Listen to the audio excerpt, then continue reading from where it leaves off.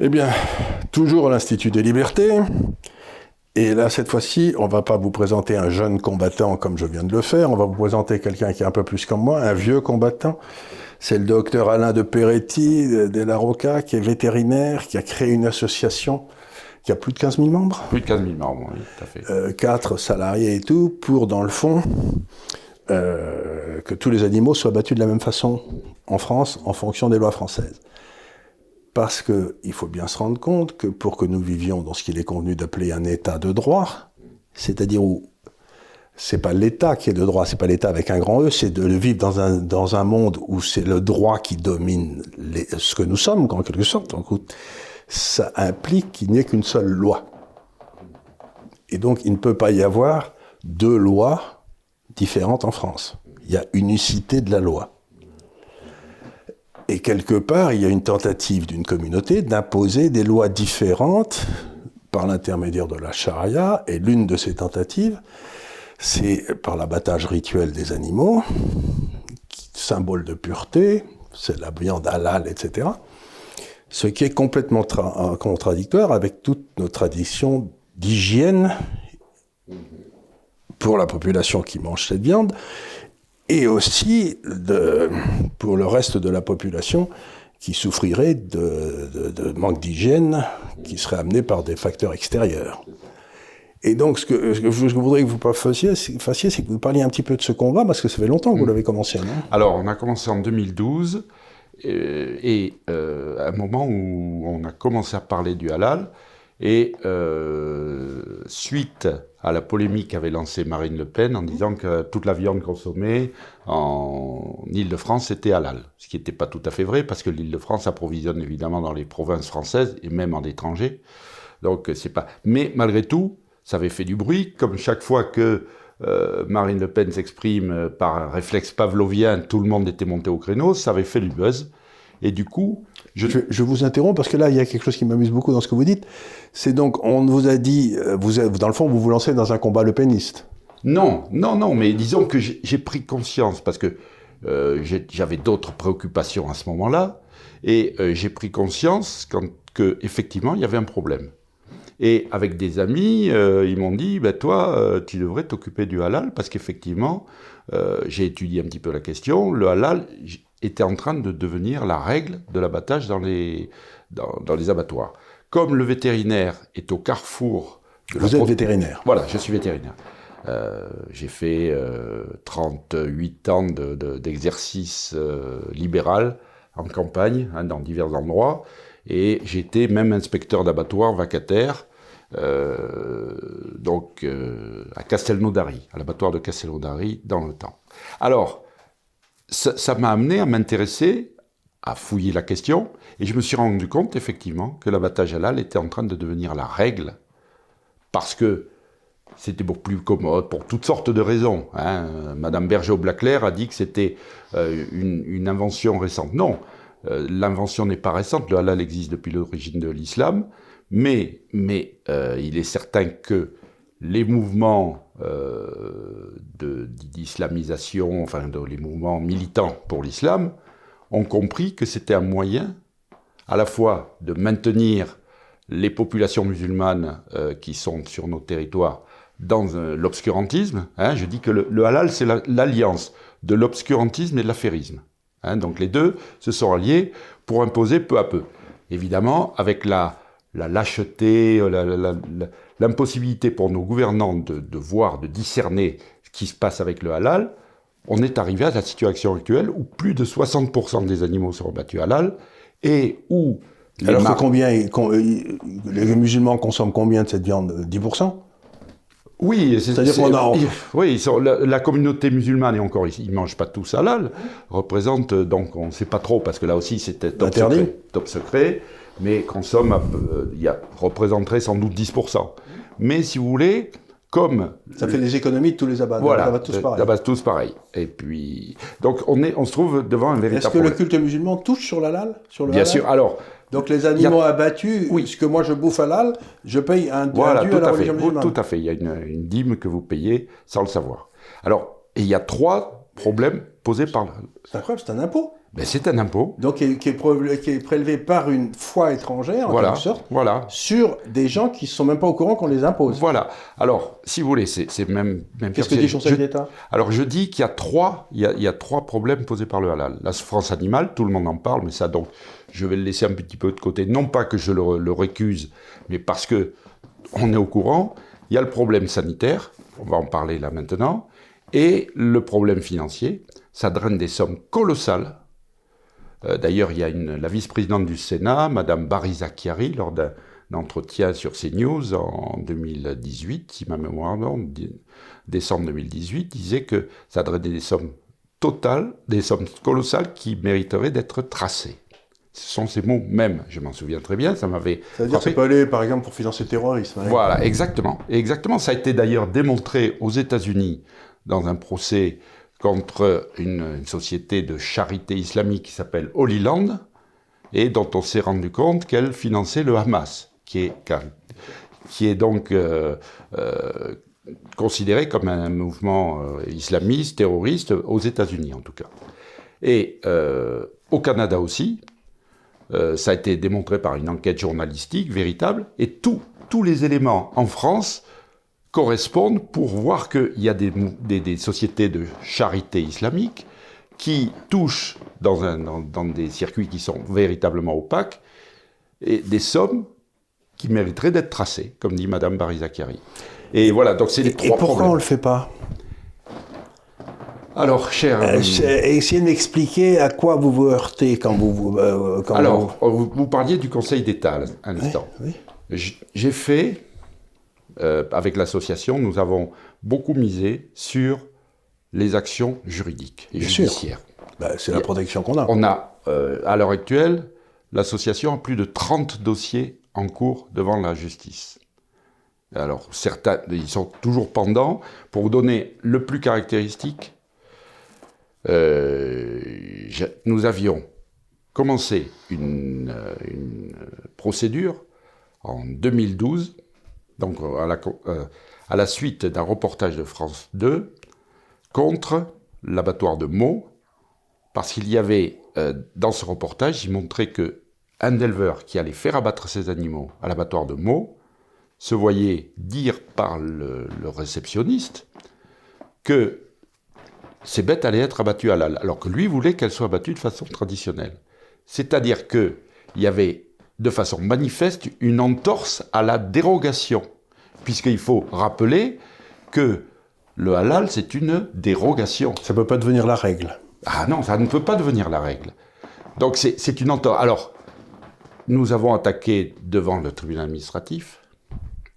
Au bout de 3 ans, il y a eu la première instance, on a perdu. Et au bout de 3 ans de plus... Ah oui, alors donc on demandait la communication du registre des commandes, parce que ça fait partie du cahier des charges. Il doit y avoir un registre des commandes qui... Et on nous a dit, non, c'est secret des affaires. On ne peut pas vous le communiquer. On est allé en appel, et là, la Cour d'appel de Paris nous a donné raison, et a réussi à obtenir, d'ailleurs, les feuilles de commande, qui étaient des feuilles manuscrites volantes ou des mails. Et donc, nous a donné totalement raison. Mais ça n'a pas été fini. Ça, c'était le 18 décembre 2018.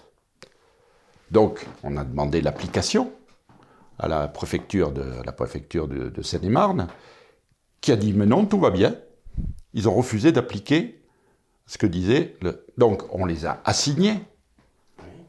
Et c'est toujours en cours. Vous voyez ? Donc, mais c'est extraordinaire, c'est-à-dire qu'une part de l'État... Oui. refuse d'obéir au droit de l'État. Au droit de l'État, voilà. Et qu'est-ce qui leur donne ce droit ? Ce qui leur donne ce droit, c'est le droit d'être dans le droit fil, si vous voulez, du politiquement correct. Et puis, j'en arrive, moi, avec toutes mes actions, je vais vous dire, il y a des jours où j'ai le moral en berne, hein, et où je me dis, on est trahi ? L'islam est devenu la religion officielle de la République. Pour vous donner un exemple, un petit indice, vous n'aurez jamais vu ça. Donc, j'ai une de mes nièces qui travaille dans une mairie des Bouches-du-Rhône, et ils ont reçu de la préfecture, au moment d'Aïd el-Kébir, un petit livret de bonnes pratiques, etc. Sur ce livret émanant de la préfecture, il y avait le logo de la République française. Vous voyez, vous le connaissez, bleu, blanc, rouge avec la Marianne. Eh bien, de part et d'autre de ce logo, il y avait à gauche le logo du Conseil régional du culte musulman et à droite le croissant et l'étoile de l'islam. Est-ce que vous avez vu, quelquefois, dans un document officiel de la République, cet état de fait? Non, jamais. Donc il y a, je pense, je ne peux pas avoir, encore une fois, je ne donne qu'un sentiment, hein, ce n'est pas du tout une certitude. Je pense qu'il y a à la fois un mélange de lâcheté, de complicité, d'incompétence. Tout ça étant mélangé, et on se rend bien compte quand on regarde, si on s'intéresse à l'actualité, que ce mélange, on le retrouve dans d'autres domaines que le domaine qui nous amène aujourd'hui à parler. Celui de l'ordre public, par exemple. Voilà, l'ordre public, la santé avec les affaires donc concernant le virus. Et la santé avec Charles Pratt, je ne sais pas, voilà, vous avez vu, voilà, il y a 51 milliards qui ont disparu. Donc, enfin. Il y a lâcheté, certainement corruption. Je pense qu'on est atteint un niveau de corruption qui est énorme. Incompétence... Même vraisemblablement complicité, c'est-à-dire complicité active. Donc, mais ça, si vous voulez, bon, on va le mettre de côté, si vous voulez bien, c'est une explication, mais qui ne fait pas avancer le dossier. Donc, on attaque devant les tribunaux. C'est pour vous donner un exemple de ce cas-là. Vous gagnez et ça n'est pas appliqué. Et c'est pas appliqué. Donc, alors, ce qu'il y a, c'est que on est sous une astreinte. C'est-à-dire que chaque jour qui passe, si nous gagnons notre procès, va nous amener beaucoup d'argent de la part. Mais qui seront payés par l'État. Ah, qui sera payé par l'État. Donc pas par les responsables. Ah non, non. Ah ben ça c'est... D'ailleurs, je crois qu'on en avait parlé une fois où vous êtes venu à Bordeaux. Oui, absolument, je me vous souviens. apportez la bonne parole, j'étais là. Vous nous avez dit que la France était le seul pays où il y avait deux droits. Oui. Le droit administratif et le droit... Le droit de gens comme vous et moi. Voilà. En fait, européen, vous savez, la France, c'était un pays d'église. Vous aviez le droit des clercs, et puis vous aviez le droit des manants. Voilà. Et ben, le droit des clercs, maintenant, c'est le droit administratif. Donc, ils règlent leurs affaires entre eux. Et donc, toi, tu vas pas, toi, t'es un bon chrétien, on va pas t'embêter. Et puis, le droit des manants, nous, on en prenait plein la gueule. C'est pour ça qu'on avait fait la révolution, quoi. Et grosso modo, vous êtes en train de dire que, donc, une fois de plus, c'est le droit des clercs voilà. Et la seule façon, c'est de faire dans le fond ce qu'avait fait Reagan à un moment, c'est quand il avait trouvé qu'il y avait des gens qui embêtaient trop, des agents fiscaux qui embêtaient trop des opposants politiques, par exemple, etc. Il avait dit, vous serez responsable sur vos deniers propres. Si on prouve que vous avez fait une faute professionnelle, c'est pas l'État qui paiera, c'est vous. Et ça avait remis les troupes dans l'ordre. Voilà une bonne réforme. Voilà une bonne réforme de fond. Voilà, si quelqu'un fait quelque chose qui est profondément illégal, eh ben, il est responsable personnellement et sur ses biens propres, et ça retombe pas sur l'État. Ça retombe pas sur l'État. Donc ça me paraîtrait une réforme qu'on pourrait faire tout de suite pour que les décisions de justice s'appliquent avec sévérité. J'adhère totalement à ce type de réforme. Donc, on se trouve devant ce problème où il y a une espèce de montagne énorme, un rocher énorme, et qu'il faut dynamiter. Non, faut pas que oui, il faut dynamiter. Il faut dynamiter. Il est d'une espèce de résistance molle. C'est du marshmallow. C'est ça. On rentre dedans, mais on ne sait pas. La politique, moi j'appelle ça la politique de l'édredon, si vous voulez. Vous ne savez pas. On n'arrive pas à le faire bouger, rien. Quand vous avez effectivement un adversaire au rugby avec de l'os et de la chair, vous lui donnez un coup, on le sent, et puis il réagit. Tandis que là, non, effectivement. Alors, une des tactiques, parce que la souffrance animale, on voit bien qu'elle est inopérante pour faire cesser ces pratiques. Donc ils s'en foutent. Les associations de protection animale ont plutôt tendance à médire de notre action au motif que nous serions islamophobes. Hein. Alors, donc j'ai l'habitude de dire, je ne suis pas islamophobe, je suis chariaphobe. C'est-à-dire que j'ai la phobie de la charia. La charia, la loi islamique, qui préconise l'abattage halal des animaux, la lapidation de la femme adultère. Il n'y aurait plus personne en France. Voilà, donc la peine de mort pour apostasie, c'est la charia. Alors, mais moi je suis comme vous, je ne suis pas islamophobe. Enfin, je dis, quand les gens me disent pourquoi es-tu islamophobe, je leur dis parce que l'islam me fout une trouille bleue. Voilà, c'est ça. Je suis islamophobe. Oui, c'est ça. Peur. Oui, c'est ça. Ils me font peur. Ils me font peur pour mon style de vie. Ils me font peur. Voilà, c'est tout. J'ai pas honte, j'ai peur. Tout à fait. Quand je les vois, j'ai peur. Alors, donc, l'idée, c'est de... Et d'autant plus qu'on est aidé un petit peu en ce moment par l'actualité de la Covid, puis il faut dire là, je ne sais pas pourquoi. Mais bon. C'est devenu de gauche de dire la Covid. La Covid, si vous dites le Covid, ça veut dire que vous êtes contre les masques. La Covid, vous êtes pour le masque. D'accord. Alors, donc là, parce que... Bon, d'ailleurs, je ne comprends pas que les féministes ne soient pas gendarmés, si j'ose dire, parce que féminiser une catastrophe, ça me semble... C'est tout à fait dans le cadre de l'islam, ça, si je comprends. Alors, donc, depuis le début, nous ciblons l'aspect sanitaire.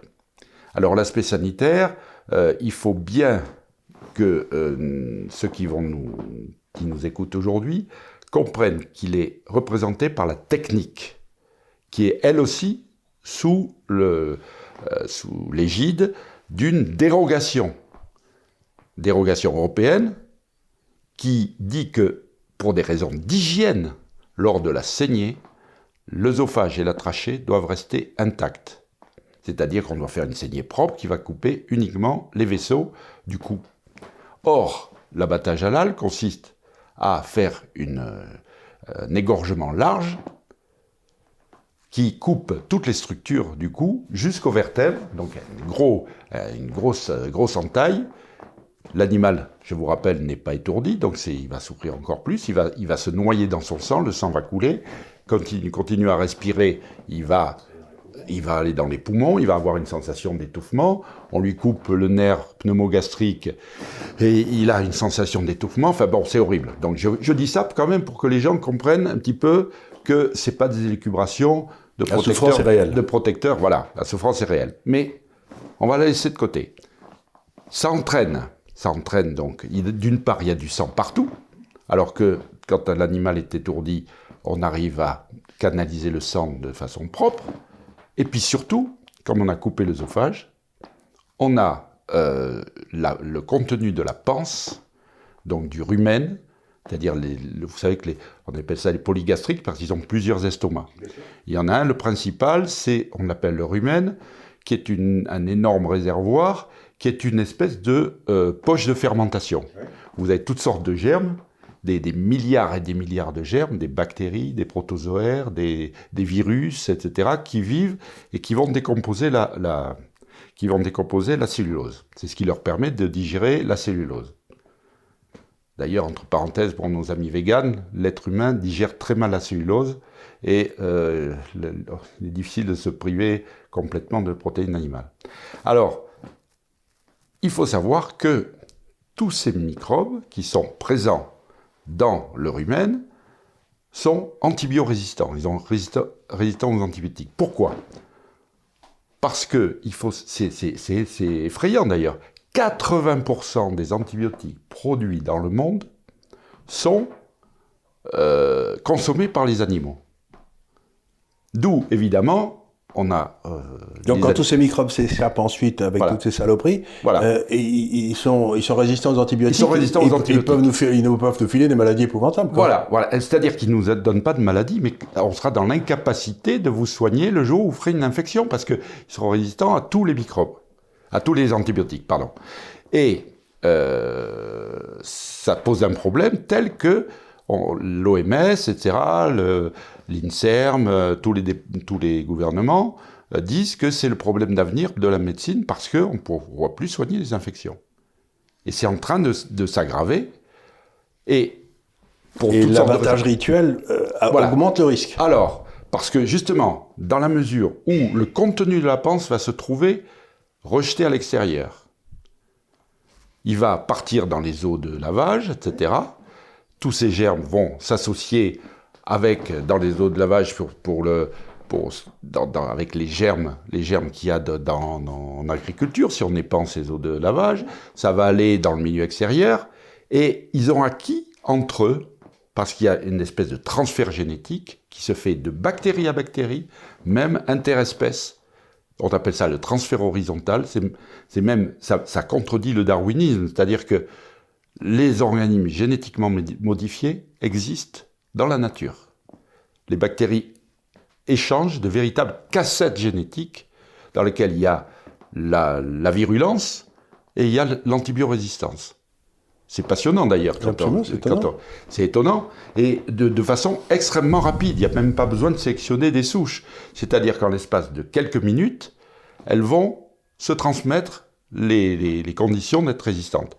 D'autant plus que les antibiotiques ont une action qui est variable selon leur concentration. À haute concentration, ils sont mortels pour la bactérie.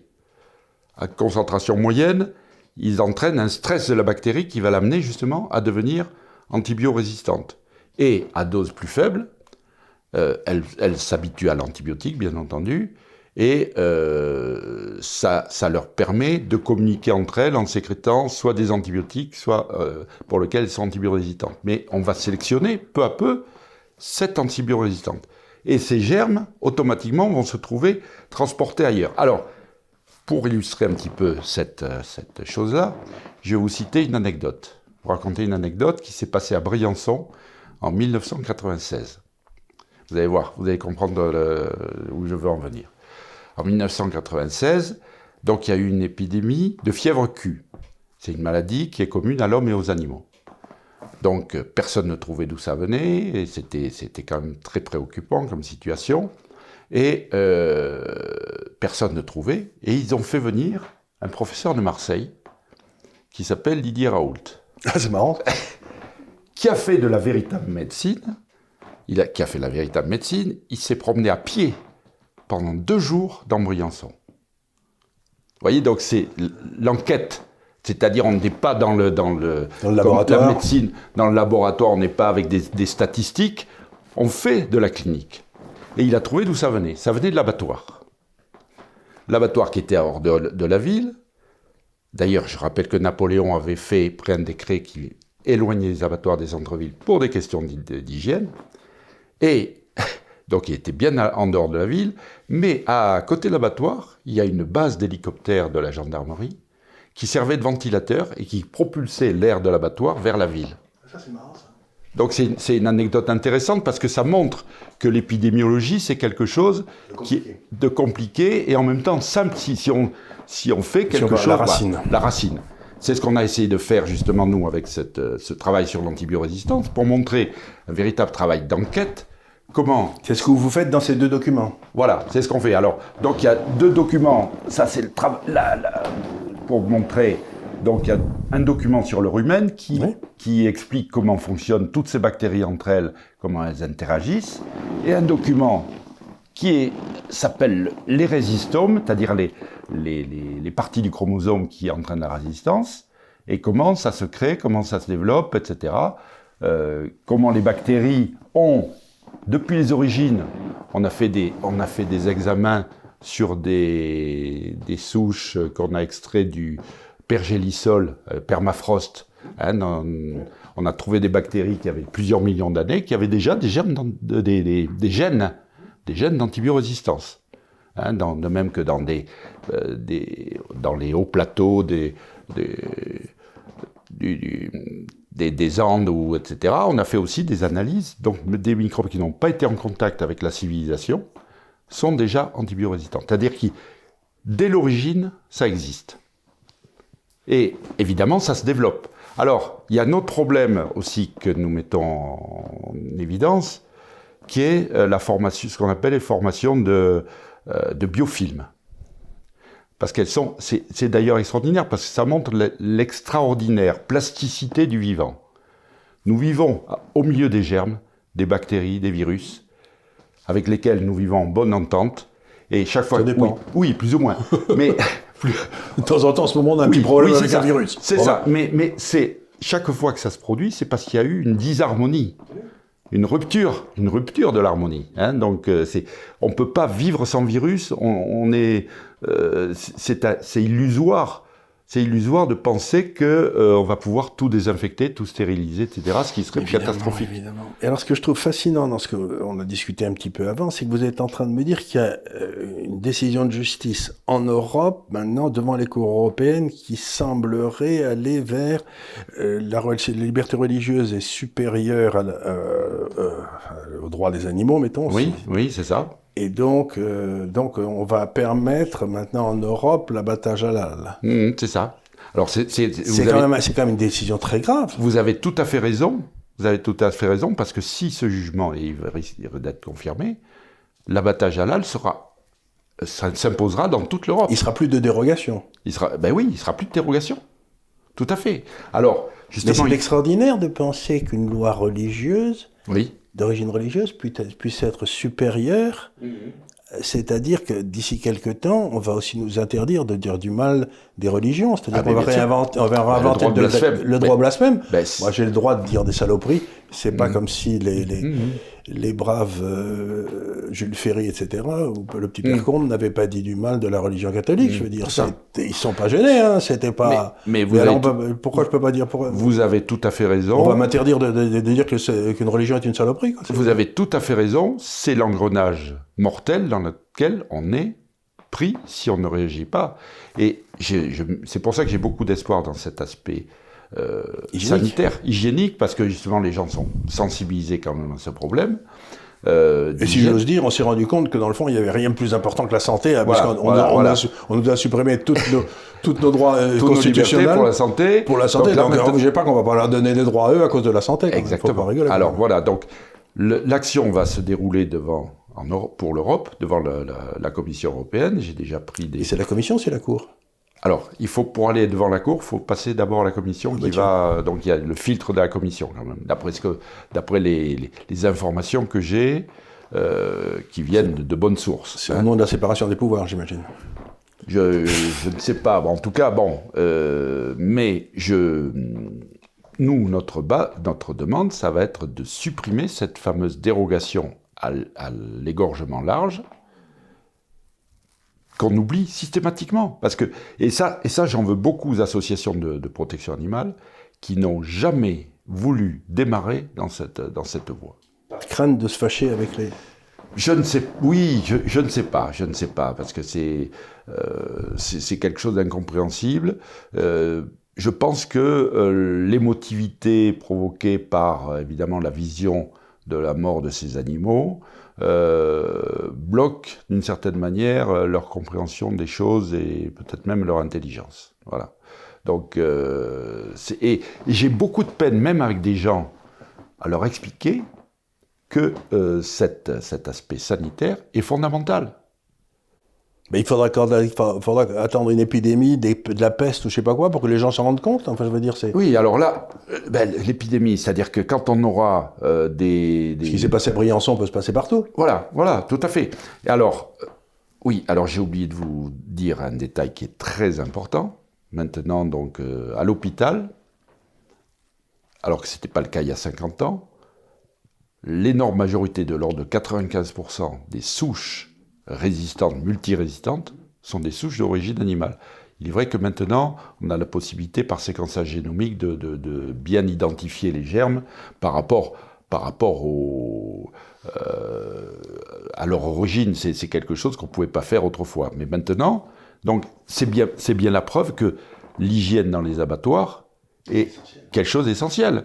On a tous les éléments. Alors, si vous voulez, on n'est même plus dans le cadre du principe de précaution, parce que le principe de précaution, il s'applique quand on a un doute. C'est-à-dire, on va dire... Là, on a une certitude. On a une certitude. Donc, ça me rappelle exactement ce qui s'est passé au début de cette année, quand on a commencé à parler du Covid. On avait la certitude, les gens affirmaient la certitude, mais on n'a rien fait parce que ça gênait. Vous voyez ce que je veux dire ? Voilà, c'est ça. Donc, une fois de plus, on a un drame, si j'ose dire, sanitaire qui est en préparation, et on ne va rien faire. Le drame sanitaire, alors, à l'heure actuelle, j'ai mis le chiffre en couverture, 12 500 morts par an liés à l'antibiorésistance. C'est pas moi qui le dis, c'est l'OMS. En France ? En France. Bon, c'est à peu près quoi? La moitié du Covid. La moitié du Covid? Oui, la moitié du Covid, oui. Tous les ans. Tous les ans. Et on s'en fout. Et on s'en fout. Oui, tout à fait. Et justement. Et pourquoi on fait un gros caca nerveux pour le Covid alors? Et alors, on prévoit justement, donc, dans un intervalle de 20 à 30 ans, de l'ordre de 50 000 morts par an du fait de l'antibiorésistance. Qui viendrait de tout ça? Ah, il viendrait de tout ça, voilà. C'est-à-dire que, alors, il faut être honnête quand même, l'antibiorésistance est multifactorielle. Oui, c'est ça, c'est pas que c'est un maillon. Disons que l'abattoir est un maillon et qu'une chaîne ne vaut que par son maillon le plus faible. Exactement. Hein, ça, c'est ce qu'on dit. Mais par exemple, on a déjà pris des mesures dans l'utilisation des antibiotiques, déjà, même y compris chez les animaux. Dans l'utilisation des désinfectants en hôpital, maintenant, on n'utilise plus les désinfectants. Parce qu'il faut savoir que quand vous mettez un désinfectant, la bactérie, on stimule sa résistance, y compris aux antibiotiques. C'est ça qui est absolument ils se mettent à résister à tout, quoi. Ils se résistent à tout. Quand une bactérie est stressée, elle va mettre en jeu tous ces phénomènes de résistance. Et c'est absolument extraordinaire. Donc, on est, pour s'éloigner de l'espèce d'obscurantisme du halal, on a, dans notre civilisation, été capable de rectifier le tir quand on se rendait compte qu'une activité était préjudiciable à la communauté. Alors, c'est pas toujours facile, parce qu'il y a les intérêts financiers, etc. Tout ça, on a bien vu avec l'amiante. Oui. Combien de temps il a fallu? Combien de temps il a fallu, parce que les informations étaient déjà... Je me souviens... Elles étaient disponibles bien avant. Ah oui, je me souviens dans les années 60 de mes parents qui militaient déjà pour la suppression de l'amiante, parce qu'on avait des informations, dans les années 60. Hein. J'étais encore et le drame est arrivé finalement financier et tout dans les années 90. Quoi. Voilà. Et mais seulement, il a fallu du temps. Mais on sait qu'on peut y arriver. Or là, avec le halal, on voit bien qu'on est dans une... Et quelles sont, quand vous parlez aux politiques de ça, qu'est-ce qu'ils vous disent? Ils bottent en touche? Non, ils restent plantés sur la souffrance animale. Ah, c'est la seule chose, parce que c'est ce qui est vendeur vis-à-vis de... C'est ce qui est vendeur, voilà. C'est ce qui est vendeur, parce qu'avec vous avez vu tout ce qu'il y a maintenant avec les associations de protection animale. Alors, je suis en pétard avec l'association L214, qui m'a même menacé de m'amener au tribunal, parce que je soutenais, à juste titre, que leurs vidéos étaient tournées dans des abattoirs halal, et c'est ça, j'en ai la preuve, et qu'ils se servaient de l'atrocité de l'abattage halal pour faire avancer leur idéologie végane. Et ils veulent faire fermer les abattoirs. Donc il y a une malhonnêteté fondamentale bien sûr. Chez eux, et on a appris qu'ils étaient subventionnés par une fondation américaine, Open Society. Ce cher George Soros, bien sûr. Voilà, donc etc. Bon, bref. Que je connais très bien. Que en plus, ils ont changé le siège social de leur association pour le mettre sous l'égide de l'Alsace-Moselle, où les associations peuvent faire du commerce. Hein, donc c'est beaucoup plus souple, hein, sur le plan financier. Donc on soupçonne là aussi... Donc de toucher des subventions du commerce halal, par exemple, pour les défendre. Bah, pas forcément. Bon, et on a bien vu que enfin, on n'a pas d'audit de l'endroit où va cet argent. Cet argent halal, on ne sait pas où il va. Voilà, c'est ça. Mais ça mériterait justement une enquête. Ça mériterait un audit et voir où va l'argent, voilà. Et qui en bénéficie. Qui en bénéficie. Alors, il y a certainement des poches privées, évidemment, qui en bénéficient. Oui. Bon, ça c'est... Mais il y a aussi donc les mosquées certificatrices, et au-delà, donc toute l'implantation de l'islam, y compris, vraisemblablement, le financement du terrorisme. C'est très étonnant. Voilà. Donc, tout ça, c'est un espèce d'écheveau. Comment peut-on vous aider? Alors, bonne question, parce que c'est toujours la question que je pose.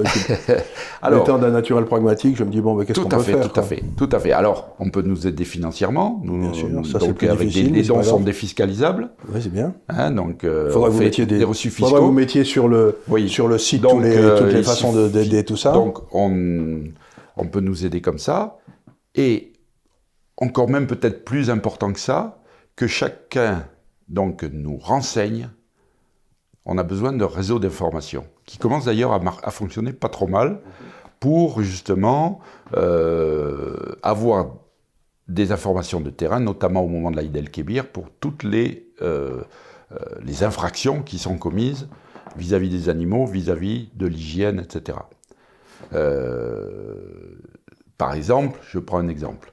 On a été avisé aussi par des personnes d'une infraction grave commise par la municipalité de Mulhouse, enfin le SICTOM, c'est-à-dire le syndicat de traitement des ordures ménagères, qui avait mis à la disposition des musulmans de Mulhouse, au moment de l'Aïd el-Kébir, des bennes pour mettre les déchets issus de l'abattage du mouton à la maison, ce qui est totalement interdit, ce qui est un délit.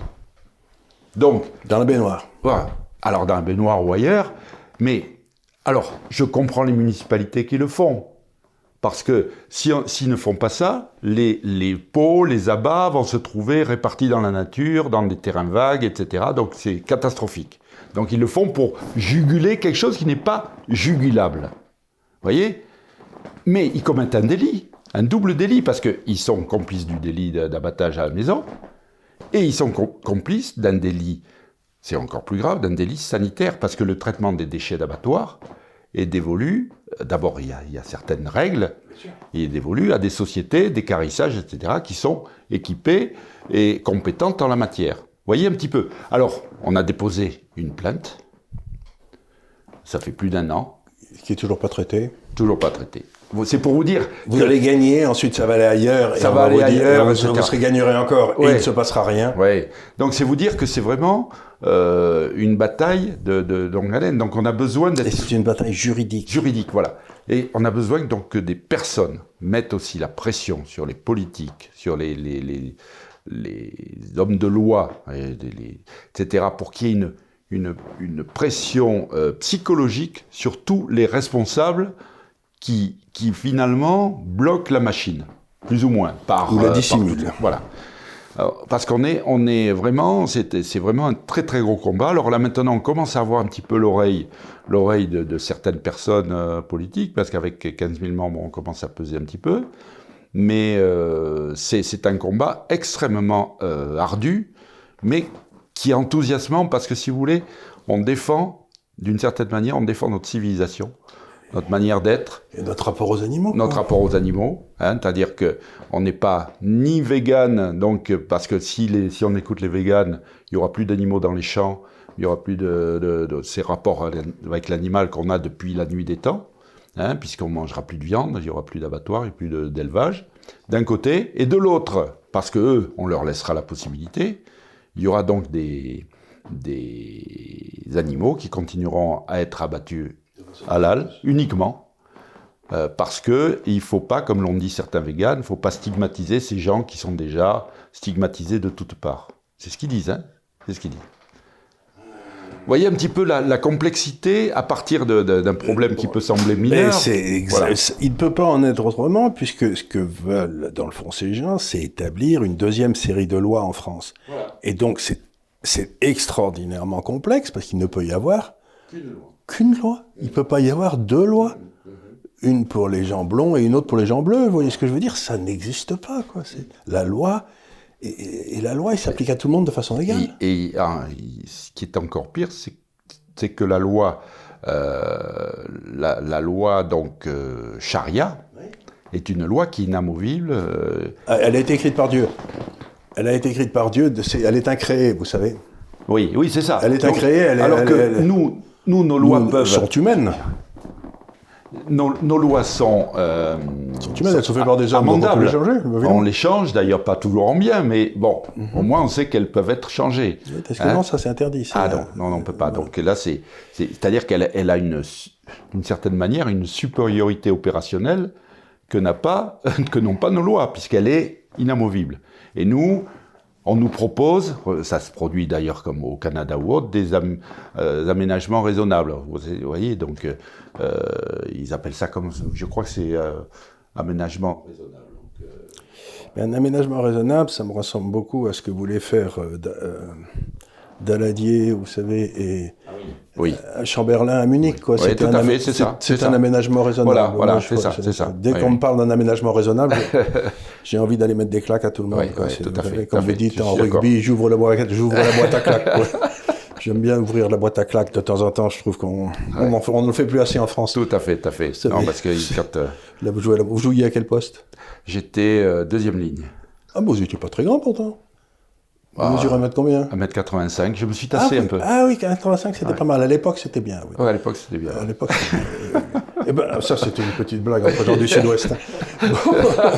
Si, mais ça permettra de faire une respiration. Une respiration, non, mais vous savez, comme je dis toujours, le rugby, c'est le seul sport évangélique parce que il vaut mieux donner que recevoir. C'est une vieille blague. Oui, c'est vrai. Ben, écoutez, merci beaucoup. Moi, j'étais... Ce qui m'étonne, c'est pas le premier de ces entretiens que j'ai avec beaucoup de gens, si vous voulez, c'est qu'on trouve partout des gens de bonne volonté qui veulent faire avancer les choses et qui se heurtent à une espèce de mur où ils gagnent au tribunal et il ne se passe rien. Et ça n'est suivi d'aucun effet, c'est-à-dire que vous avez l'impression que le lien entre le citoyen et l'État, qui est l'application de la loi, l'application de la loi, on dit, écoutez mon gars, vous avez perdu, vous avez gagné, ça changera rien. Tout à fait. Mais c'est une façon de rendre les gens fous. Oui. C'est ça qui amène de révolution. Bien sûr. À partir du moment où on n'a plus de prise sur les événements, et où ceux qui devraient agir en votre nom refusent de le faire, vous avez un vrai problème. Écoutez, je le dis à chaque fois, mais chaque fois je suis stupéfait de cette espèce de mur que représente l'État. Rien ne bouge. On a reçu des policiers ici. Ils connaissent les noms de tous les mauvais garçons dans toutes les banlieues. Ils savent où ils habitent, ils savent ce qu'ils font. Et ils ont comme ordre de ne jamais intervenir. Jamais intervenir, oui. C'est la même histoire. La même histoire, oui, tout à fait. On est mais dans tous les domaines. C'est-à-dire que l'État a décidé qu'il fallait que rien ne bouge. Et jusqu'à l'éclatement final. Jusqu'à l'éclatement final. Ouais. C'est quand même... C'est assez hallucinant. Je suis d'accord avec vous. On n'arrive pas à comprendre. C'est pour ça que j'essaie de porter cette chose-là sur un plan de l'hygiène, parce que moi, ça etc. Si on arrivait à faire supprimer cette dérogation 858-2004, ça ferait un véritable séisme, parce que ça serait valable pour toute l'Europe. Et ça couperait beaucoup le financement du terrorisme. Bien sûr. Alors, je m'en sors pas un peu par une pirouette, souvent. Je dis à nos amis musulmans, évoluez les gars, entrez de plein pied dans le 21e siècle. Vous pouvez peut-être changer vos modes de sacrifice de l'animal. Il y a quand même des données scientifiques qui sont apparues depuis le prophète.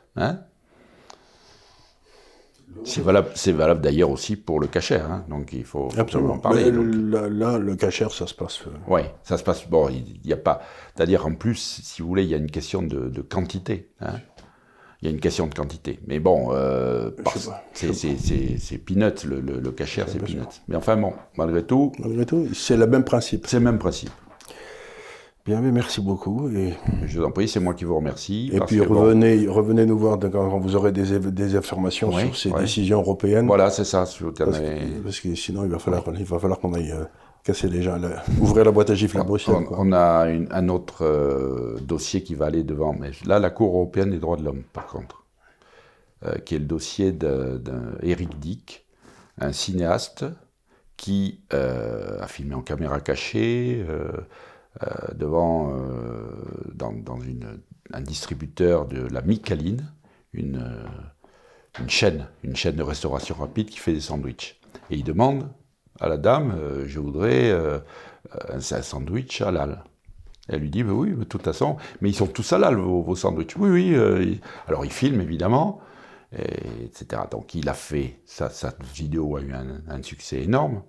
Et il ponctuait ça, il disait, mais l'argent du halal finance le terrorisme. Ça n'a pas plu à la Micaline, qui lui a intenté un procès.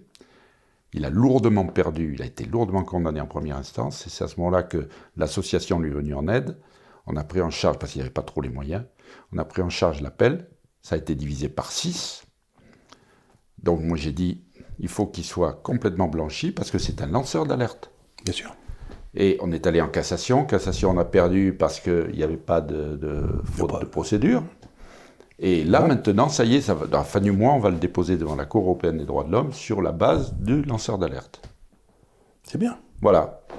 Alors, bon, vous voyez des activités quand même assez... Mais écoutez, vous êtes... Mais c'est ce que je vous dis, qu'il y a des activités, des initiatives partout, et qui se heurtent au même mur. On devrait pouvoir... Voilà. J'allais dire le mur des cons, oui, mais... Oui, le mur des cons. Ce sera le mot de la fin. Ce sera le mot de la fin. Ben, merci beaucoup. C'est moi qui vous remercie.